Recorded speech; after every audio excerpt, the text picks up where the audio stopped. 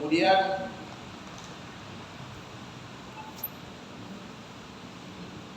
demikian juga tilawah. Sujud yang kedua sesudah sujud salat, yaitu sujud tilawah yang malam lalu juga sudah kita bahas.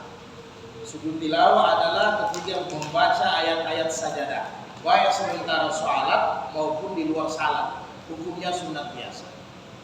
Rasul biasa menyelenggarakan sujud tilawah. Dalam hadis-hadis sahih yang lalu di surat An-Najm biasa sujud tilawah, biasa juga Nabi tidak sujud tilawah. Jadi hukumnya sunat biasa.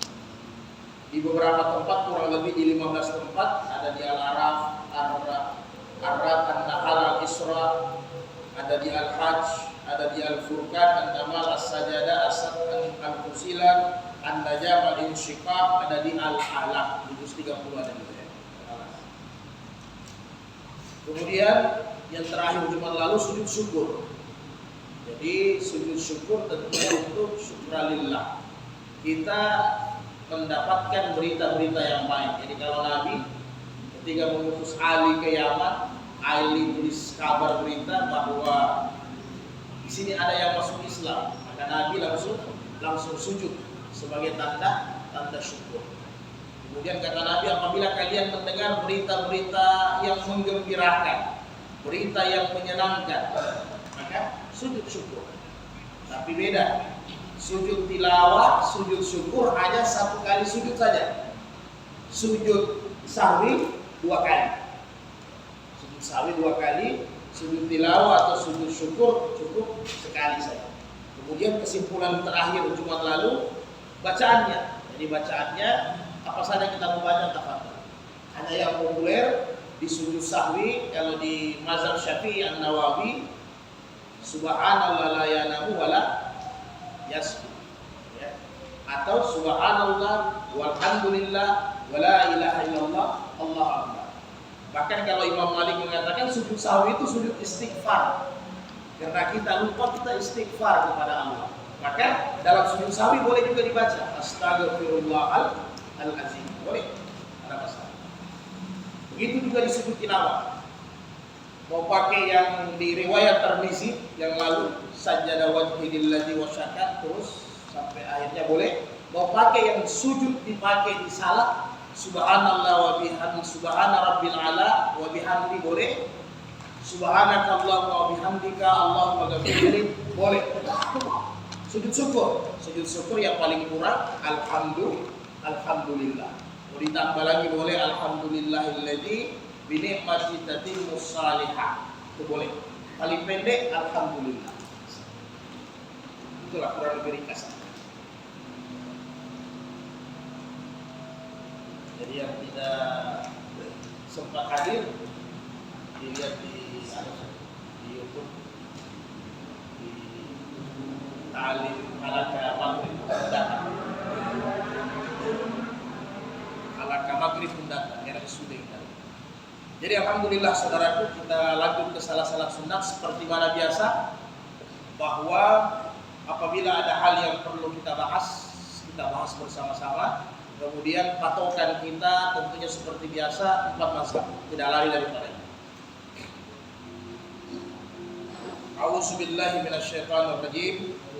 Bismillahirrahmanirrahim. Babus salati tatawwi. Bab tentang salat sunnah. An Rabi'ah bin Malik Al-Aslami radhiyallahu anhu qala li an-nabiy sallallahu alaihi wasallam sal wa qultu as'aluka murafaqataka fil jannah fa qala aw ghayra zalik fa qultu huwa zaka qala fa'a inni ala nafsika bi kasratis sujud rawahu Muslim. Rabi'ah bin Malik Al-Aslami berkata bahwa Nabi, ini luar biasanya sahabat, Nabi berkata kepada dia, mintalah apa yang kau minta. Jadi kalau kita diperhadapkan begini luar biasa, minta. Jadi Nabi suruh sahabat Rabi'ah minta, apa yang ente mau? Maka saya mengatakan kepada Rasul, ya Rasul, saya ingin menyertai Anda nanti di sorga. Rasul katakan, awa ghaira zalik, atau masih ada lagi selain itu? Selain itu apa lagi? Maka sahabat ini berkata, cukup, itu saja ya Rasul.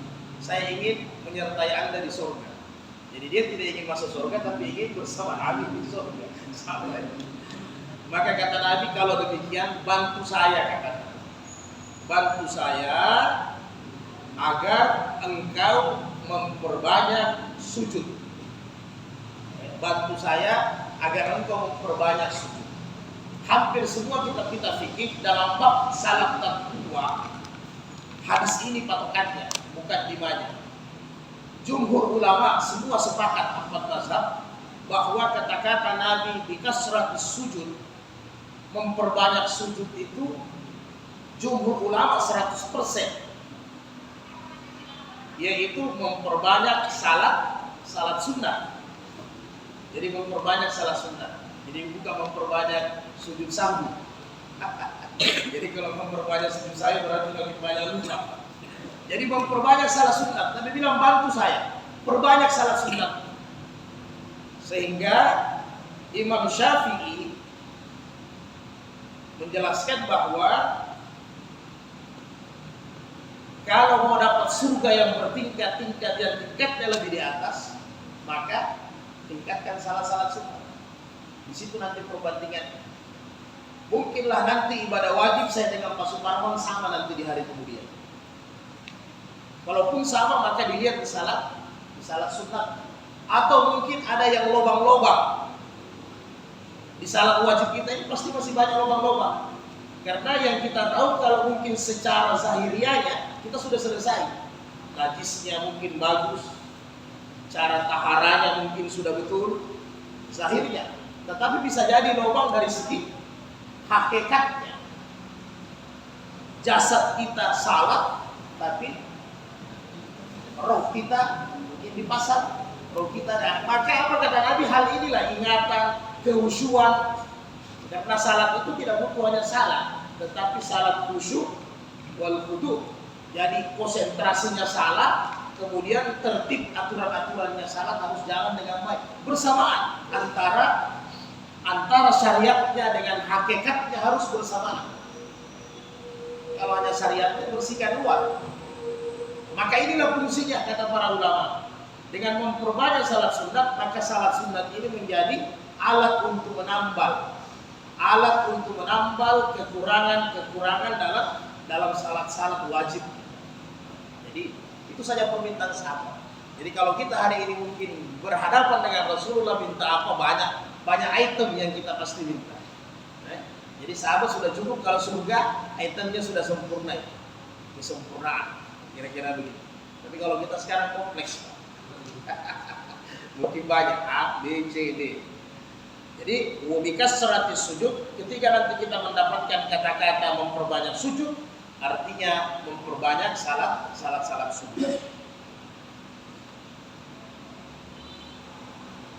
Maka kita masuk pertama kali adalah salat yang dekat dengan salat wajib, yang biasa dikenal dengan salat rawatib kalau dalam ilmu fikih. Salat yang mengiringi, salat yang mengikuti salat fardu, yang senantiasa bersama dengan salat fardu adalah salat rawatib. Yang mana dia? An Ibnu Umar radhiyallahu anhu qala hafiztu minan Nabi sallallahu alaihi wasallam asyra raka'ataini qabla az-zuhri, raka'ataini ba'daha, wa raka'ataini ba'dal maghrib fi baitihi, wa raka'ataini ba'dal isya fi baitihi. Kemudian wa raka'ataini qabla as-subh. Jadi kurang lebih jumlahnya 10. Itu yang paling standar dari salat rawatib. Yang mana dalam salat rawatib ini kata Ibnu Umar, biasanya juga Nabi laksanakan di di rumahnya atau di kamarnya. Memang karena menurut jumhur ulama, Imam Abu Hanifah, Imam Malik, Imam Ahmad, karena memang tempatnya Rasulullah itu dengan mihrabnya masjid bersambung. Jadi memang agak nyaman Nabi. Jadi ketika mau masuk ini pintu kamarnya, biasa salat di kamarnya, di rumahnya, baru keluar. Kalau bilang jadi biasanya. Jadi kalau mau mengamalkan sekali-kali salat sunat di rumah, tafadhal, silahkan. Apalagi kalau subuh. Jadi sebelum berangkat subuh, bagusnya salat sunatnya di rumah. Nanti amalkan hadis Nabi yang lalu, bahwa jangan jadikan rumahmu kuburan. Jadi buat untuk salat sunat. Boleh juga. Begitu juga. Nah, ini biasanya Nabi zuhur di rumahnya atau isya. Karena memang isya itu Nabi sudah tidak terima tamu. Yang lalu kita sudah bahas bahwa Nabi tidak terima tamu kalau isya. Makanya biasa dalam pembahasan waktu-waktu salat isya sering bisa diundur. Bahkan yang terbaiknya waktu isya kata Nabi kalau tidak memberatkan, memang kurang lebih sepertiga awal malam, kurang lebih jam 10. Jadi Nabi tuntaskan semua urusan. Setelah itu sudah tidak ada lagi tamu. Habis isya Nabi langsung rukun. Karena Nabi mau bangun nanti kurang lebih jam 1, jam 2 Nabi sudah bangun. Jadi Nabi istirahat sebentar. Jadi biasanya salat sunatnya di isya, Nabi salat di rumah. Jadi sekali-kali di antara salat sunat ini dibuat sekali-kali di rumah boleh. Boleh di masjid, boleh, tidak ada masalah. Jadi 10. Ini yang paling standar. Subuh 2, zuhur sebelum dengan sesudah 22, 6, asar kosong, maghrib sesudah 8, kemudian isya sesudah 10. Itu yang paling standar. Kemudian wa fi riwayat lahuma wa rakataini ba'dal jum'ah fi baitihi. Begitu juga. Jadi yang 10 ini salat Jumat sesudahnya biasanya Nabi laksanakan di rumahnya juga. Jadi Jumat itu masuk di zuhur, maksudnya gantinya saat masuk di zuhur. Wali Muslim kana idza tala'al fajr la yusalli illa rakataini hafifataini. Muslim menambahkan adalah Rasulullah kalau fajar sudah terbit, maka Nabi tidak salat kecuali 2 rakaat dalam keadaan cepat atau ringan, hafifataini, 2 rakaat yang ringan, yaitu salat sebelum subuh. Jadi itu saja. Nah, ini ada fikihnya. Misalnya tiba-tiba kan tidak semua orang ada jadwal waktu di kamar. Jadi ketika kita memang tidak sempat salat sunat di rumah, datang ke masjid. Jangan sampai waktu mepet. Yang mana kita dahulukan? Tahiyatul masjidnya atau sunat fajarnya? Yang mana Pak dahulu? Kalau melihat ada ya dulu pasti. Kalau saya sih lebih sholat fajar. Nah, Pak Sumarno, tahiyatul masjid dulu atau salat fajar dulu? Fajar dulu, karena memang tidak ada jadwal di kamarnya. Nah, fajar dulu. Fajar. Inilah kata Imam Malik, kalau kita laksanakan kalau kita sudah laksanakan masuk masjid 2 rakaat, kita niatkan salat fajar karena tidak tahu qamatnya kapan, maka apabila memang qamat setelah kita salat 2 rakaat, maka tahiyatul masjidnya sudah mengikuti. Karena memang tidak ada tahiyatul masjid dia berdiri dengan sendirinya. Tidak ada dalam kitab fikih salat tahiyatul masjid. Yang ada kata Nabi, iza dahala ahadukumul masjid fal yusalli raka'atain fala yajlis, jangan kamu duduk sampai salat 2 rakaat. Jadi sehingga kata-kata jangan duduk salat 2 rakaat ini dijabarkan oleh para ulama mazhab. Imam Syafi'i yang mengatakan tahiyatul masjid. Imam-imam lain mengatakan salat 2 rakaat apa saja. Yang penting ada salat 2 rakaat sebelum masuk masjid, pengganti daripada tawaf. Kalau di Baitullah. Jadi kalau di Baitullah jangan salat tahiyatul masjid, diketawakan kita nanti. Jadi nanti kalau pergi umrah, pergi haji, masuk di tutup Allah Ta'ala Allah Akbar. Jangan salah tutup masjid. Jadi kalau masuk di Baitullah langsung tawaf 7 kali. Itu cara menghormati masjidnya kalau di Baitullah. Tapi kalau di masjid ya janganlah. Ya. Jangan kita tawaf. Kalau saudara-saudara kita yang Syiah, dia buat tawaf sendiri, ada Ka'bahnya sendiri. Mereka tawaf. Jadi tawaf itu hanya satu di Baitullah saja. Di Masjid Madinah pun tidak ada tawaf. Ya Masjid Madinah ya salah satu masjid seperti biasa. Di Baitullah saja.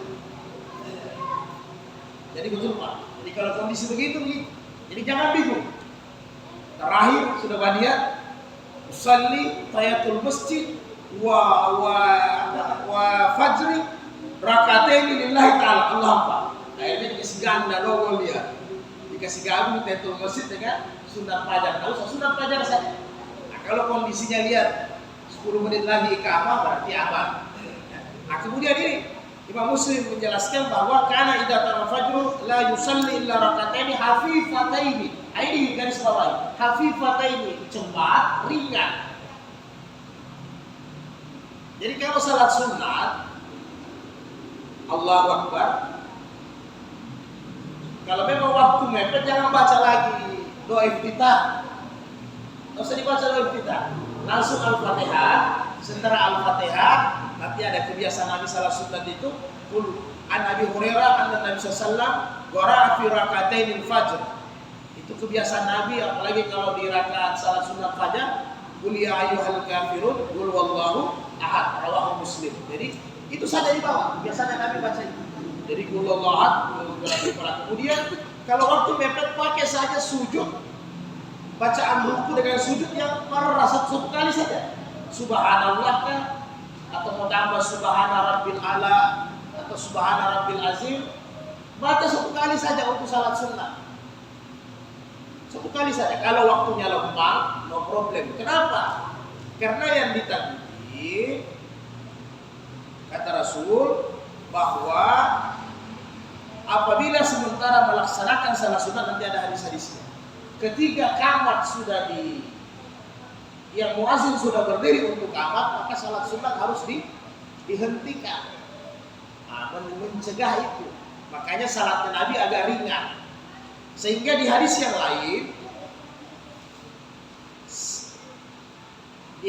lain bahwa seolah-olah saya melihat Nabi salat hafifataini yang ringan itu. Seolah-olah saya melihat Nabi tidak membaca Ummul Quran, tidak membaca Al-Fatihah kayaknya. Saking ringan dia, saking cepat. Karena biasanya kalau Nabi baca Al-Fatihah tampilnya luar biasa.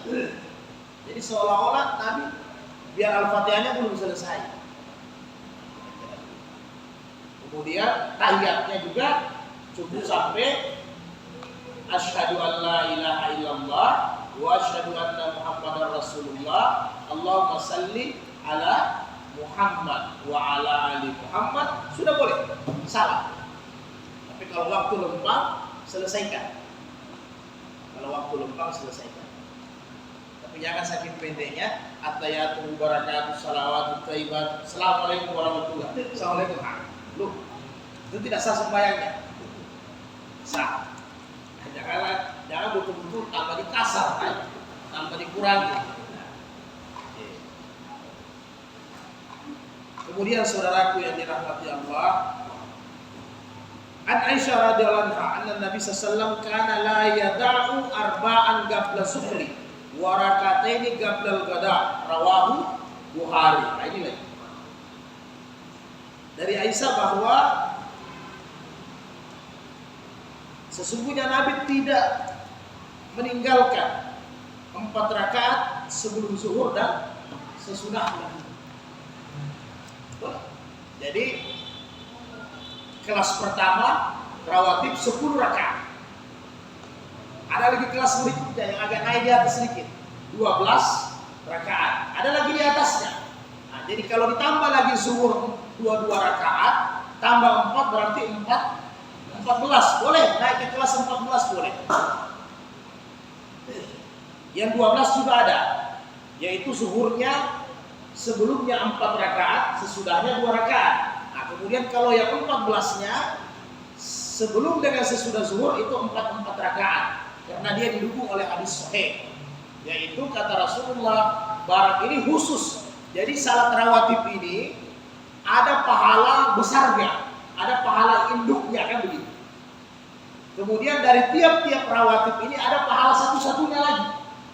Jadi ada hadiah utama, hadiah bergilir, ada hadiah bonus satu-satunya. Misalnya, jadi kalau laksanakan agama enak, banyak keutamaan. Kata Rasul dalam hadis sahih, siapa yang laksanakan salat sunat zuhur 4 rakaat dengan sesudahnya 4 rakaat, maka insya Allah dia tidak dijilat oleh api neraka. Hadis ini sahih. Ulama menjelaskan, 4 mazhab menjelaskan kenapa? Karena ganjarannya api neraka, karena biasanya matahari di siang hari luar biasa panasnya, luar biasa. Jadi orang Arab bilang harjiddan, panas sekali. Biasanya orang panas, suasananya, kekuatan untuk melaksanakan salat sunat itu malas. Apalagi kalau sebelum zuhur ikut. Kalau sebelum zuhur makan ya biasanya habis sembahyang zuhur, assalamualaikum, Pak. Artinya juga pernah terjadi sama saya. Begitu kelemahan kita. Padahal kalau kita mampu 4 rakaat sebelum, 4 rakaat sesudah, ya maka paling tidak kita dapat lagi pahala rawatib di zuhur. Pahala rawatib secara keseluruhan kata Nabi, barang siapa yang menyelenggarakan salat rawatib ini sebanyak 12 rakaat isna'asyarah, maka pada Allah baik fil jannah, istana di surga. Nah, secara keseluruhan 12 rakaat. Jadi kalau dijaga 12 rakaat, walaupun ada pendapat ulama mengatakan 10 sudah masuk, karena ada dasarnya. Karena yang 10 ini kalau dalam pembagian ilmu fikih itu dikenal dengan salat sunat rawatib muakkadah. Kalau dalam ilmu fikih muakkadah. Jadi yang muakkadah ini yang 10 ini.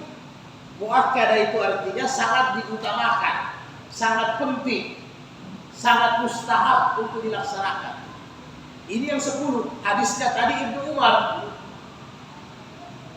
Jadi disebut dengan muakkadah. Kemudian di luar daripada 10, dalam ilmu fikih namanya salat rawatib gairu muakkadah, yang di bawahnya penting. Artinya sangat penting, dia penting. Nah, statusnya di bawah sini. Jadi secara keseluruhan 10 atau sampai 12 rakaat kita jaga salat sunat, maka setiap hari otomatis sudah ada istana kita di sana. Hanya pertanyaannya, apakah istananya itu terisi oleh kita nanti atau tidak? Gitu kan?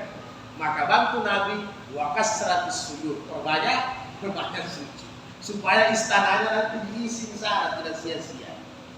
Jadi sebenarnya orang beriman di salat sunat rawatib saja kita sudah bangun istana terus. Karena setiap orang dalam hadis, setiap orang yang masuk surga itu diberikan lahan hadiah kita dari Allah yang paling surganya paling rendah, surganya paling di bawah. Dia punya lahan itu seluas langit dan bumi 7 kali. Berapa hektar itu Mas? Bisa ada hektarnya, ada areanya berapa are? Tidak ada. Ya, seluas langit dan bumi 7 kali. Itu lahan yang diberikan Allah kepada orang yang surganya paling di bawah. Nanti kalau kita bicara surga, seolah kita mengkaya. Tapi ini fakta. Jadi tidak usah hasanah sama Allah. Jadi makanya kata ulama, makanya kata Nabi, tanami kalian punya lahan. Lahan kita ini luas. Itu yang paling rendah. Kalau seandainya Pak Suparman derajatnya di atas lagi, berarti kintalnya lebih di atas lagi. Maka apa kata Nabi? Jangan kosongkan kamu punya lahan. Maka kata Nabi dalam hadis sahih, tanamilah lahan-lahan kalian dengan membaca tasbihat, membaca tahmid, membaca tahlil, membaca takdis, subhanallah, alhamdulillah, wa la ilaha illallah, Allahu akbar. Maka kata Nabi, sesungguhnya satu pohon di sorga, satu pohon di kintal kita sudah tertanam secara otomatis. Enak ya? Jadi sehingga ada ulama berkata begini, kalau saya lihat subhanallah walhamdulillah wala ilaha illallah Allahu akbar, durian ya Allah, insya Allah durian. Lihat yang saya dapat. Walaupun kita tidak niat begitu, apapun diminta nanti akan datang. Iya, kira-kira. Jadi kintal-kintal ini banyak tanam-tanam terus, makanya harus sembahyang, rawatib, subhanallah. Itu menanam kita punya lahan, lokasi kita banyak. Dan saya yakin ketika kita sudah meninggal dunia, itu kintal belum penuh, masih banyak lahan yang kosong. Maka jangan malas-malas berzikir, jangan malas-malas salat sunat, supaya kita punya kintal itu terisi. Insyaallah. Oke, kita lanjut. Jadi kalau mau naik kualitasnya boleh 14 rakaat, yaitu zuhur 4 rakaat, sesudahnya 4 rakaat ditambah lagi, boleh. Kemudian demikian juga dari Aisyah radhiyallahu anha qalat, lam yakun Nabi sallallahu alaihi wasallam ala syai'in min nawafil ashadda ta'ahuda minhu ala raka'atil fajr. Tidaklah Rasulullah sallallahu alaihi wasallam sangat-sangat memberatkan salat sunnah nawafil dari semua salat sunnah maksudnya. Yang paling Rasulullah beratkan itu utamakan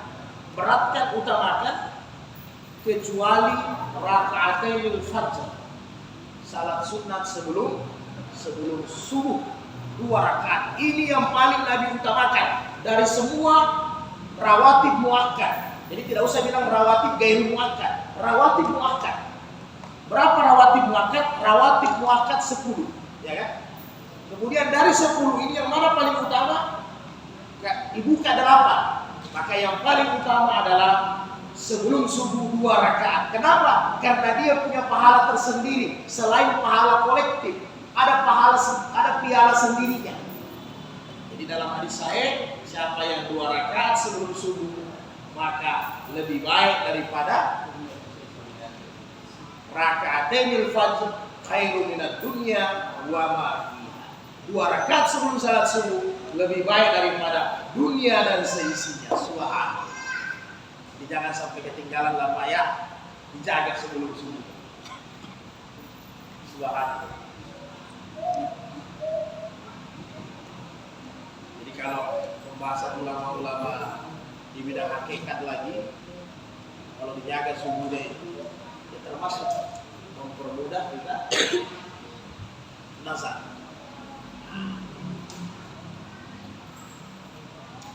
Saking pentingnya nanti di hadis-hadis peperangan akan ada. Apa tanda, apa bukti Nabi memberatkan betul ini raka'atainil fajr? Di dalam hadis sahih, Nabi setelah dalam perjalanan dengan para sahabat, tiba-tiba Nabi bangun dengan para sahabat karena kelelahan berjalan. Nabi bangun, matahari sudah 1 tombak. Nabi bangun di waktu duha, matahari sudah 1 tombak. Maka ketika bangun, apa kata Nabi? Bilang azan. Nah ini ingat, yang lalu kita sudah bahas. Azannya ini karena mereka komunitas sendiri. Dia bukan dalam mukim yang luas, komunitasnya sendiri dalam musafir. Tapi jangan kita bangun jam 7, tiba-tiba pergi di masjid kita azan. Nah ini huru hara. Jadi ini Nabi suruh azan Bilal karena komunitasnya sendiri musafir. Maka kata Nabi, Bilal azan. Setelah itu bilang Muhammad, jangan dulu, salat 2 rakaat dulu. Bayangkan, matahari sudah 1 tombak, karena terlambat, karena manusiawi kecapean Nabi dengan sahabat, semua ketiduran. Tetapi ketika bangun matahari sudah terbit, Nabi suruh azan, Nabi salat rakaat dulu, itu tadi rakataini hafifataini, rakaat yang ringan 2 rakaat, baru setelah itu Nabi suruh qamat. Maka kami salat dalam keadaan matahari sudah tinggi 1 tombak. Jadi nanti pembahasannya itu di waktu salat sudah selesai kita bahas. Yang kita lihat adalah bagaimana Nabi mementingkan salat fajar. Nah, kemudian bagi kita yang sudah istiqamah, supaya kepalanya tidak pusing, hatinya tidak gelisah. Jadi Nabi kasih jalan. Tapi syaratnya orang yang istiqamah sudah bertahun-tahun. Jadi ya. Jadi Nabi pernah tiba-tiba memang dalam keadaan sakit. Nabi perintahkan sahabat untuk jadi imam. Ketika sementara sholat, Nabi belum sempat salat fajar, Nabi rasa bisa bangkit. Maka Nabi ikut salat berjamaah, diimami tentunya oleh Abu Bakar. Ketika habis salat subuh, Nabi salat 2 rakaat. Habis salat subuh, Nabi salat 2 rakaat. Ya sahabat ini kan orangnya kritis. Kalau sahabat tidak kritis, kita hari ini bodoh. Tidak ada lampu kita. Dengan kritisnya sahabat kita ada petunjuk kan begitu. Ya Rasul, bukan kata engkau la salata ba'da salati subuh. Ya kan tidak ada salat sesudah salat subuh kecuali matlu'is syams, matahari terbit. Begitu juga la salata ba'da salatal asy hatta taghrubus syams, kecuali matahari sudah terbenam. Habis asar, habis subuh ya Rasul tidak ada salat sunnah, haram hukumnya. Ya kan begitu. Jadi Nabi sampaikan ini ruksa untuk orang yang istiqamah saja. Jadi apabila kalian tidak sempat salat fajar, maka laksanakanlah sesudah salat subuh 2 rakaat. Tetapi semua jumhur ulama menjelaskan, Hanafi, Imam Syafi'i, Imam Malik, Imam Ahmad, bahwa ini khusus untuk orang yang istiqamah, orang yang kontinu salat fajar. Bisa kita paham? Ya umpamanya saya sudah 10 tahun, bahkan sudah lebih, umpamanya sudah laksanakan sebelum subuh. Tiba-tiba mungkin karena sempat terlambat sakit dan sebagainya, akhirnya ketinggalan. Maka setelah subuh, setelah salam, jadi ulama sebagai mengatakan lagu hadis dalam keadaan tidak layak, jangan tidak berhadas, tidak bercakap-cakap. Jadi jangan sibuk bercakap-cakap dulu habis subuh. Langsung berdiri salat 2 rakaat ringan. Karena saya istiqamah. Tapi bagi yang tidak istiqamah ya tidak usah. Bagi yang tidak istiqamah ya tidak usah. Persoalannya secara fikih ada lagi. Imam Syafi'i kasih tanda kutip. Ada lagi. Jangan selalu. Atau dibalik, istiqamah salat fajarnya habis subuh. Wah, ini persoalan. Bisa kita paham? Akhirnya kita merubah hukum nanti. Dalam 7 hari berarti 7 salat subuh. Jadi harus berimbang. Dalam 7 hari 1 pekan salat subuhnya 7. Berarti kalau 2 kali atau 1 kali umrah. Tapi kalau 7 hari juga salat fajarnya habis subuh, ini bermasalah. Ini bermasalah. Nanti hukum sudah dirubah. Hati-hati. Bisa paham kira-kira? Jadi untuk orang yang kontinu saja boleh dia kan. Kemudian dibahas oleh para ulama, bagaimana seandainya kalau zuhur? Boleh sama, dikiaskan. Kemudian ada hadis-hadis pendukungnya, derajatnya hasan. Boleh kita mengkaji. Kemudian ada derajat yang sahih. Kata Nabi, barang siapa yang kelupaan hizib, dia ketiduran, maka setelah bangun hizibnya boleh disambung. Allah catat hizib itu sama sebelum tidur. Begitu juga dalam hadis sahih. Apabila kita dalam keadaan sakit, dalam beribadah, begitu juga dalam musafir, walaupun dia jamak atau kasar, maka Allah catat pahala mungkin untuk kita. Allah catat pahala yang sempurna. Karena ada kesusahan di dalamnya. Bukan halangan yang dibuat-buat. Bisa kita paham Tapi ingat rumusnya kontinu. Jadi dari 10 yang utama boleh dinaikkan, ya kan? Boleh dinaikkan 14 sampai 16. Kemudian kalau tidak mampu 10 paling standar, 2 ini yang Nabi utamakan sebelum subuh. Nabi paling utamakan sebelum subuh. Tidak main-main. Tapi kalau mau dapat istana tiap hari, ditanam di kita punya kintal di Sorga ya, 10 paling kurang. 10 sampai 12 paling kurang.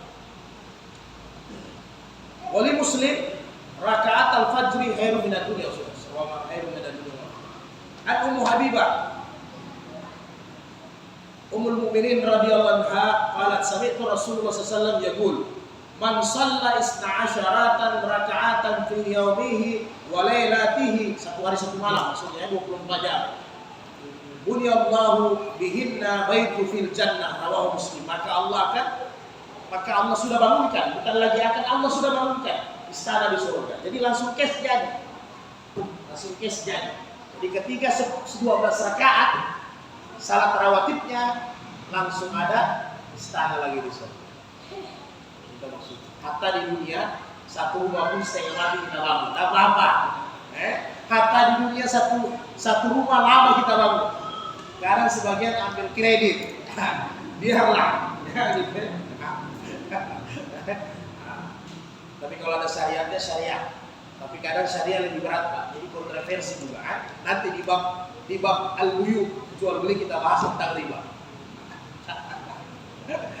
Jadi hatta di dunia kita setengah mati bangun satu rumah yang 5 kali 5. Tapi yakinlah dengan kita jaga amal agama, setiap hari kita bisa dapat rumah dari Allah tanpa kita bangun.